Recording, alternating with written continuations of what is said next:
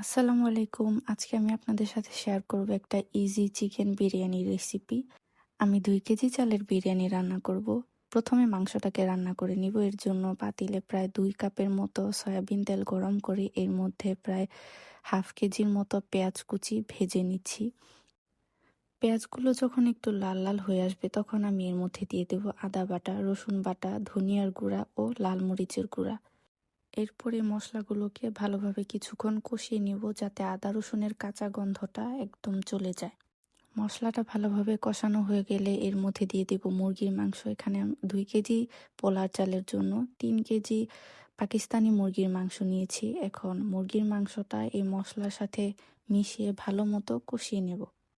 মাংসটা কষানো হয়ে গেলে এর মধ্যে আমি ২ প্যাকেট রাঁধুনি বিরিয়ানির মশলা দিয়ে দেব। এরপর দিয়ে দিব কাঁচামরিচ, বাদাম বাটা, টক দই আর টমেটো সস।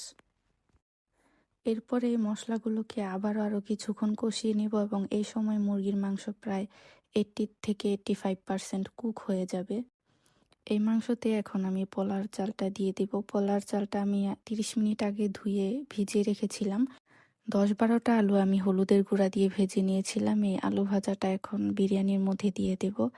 আলু ভাজা, পোলাও চাল আর মাংসটা একসাথে ভালো মতো মিক্স করে এর মধ্যে আমি পরিমাণ মতো পানি দিয়ে দিব। পরিমাণ মতো পানি দিয়ে বিরিয়ানিকে ১ ঘন্টার মতো দমে রেখে দিব।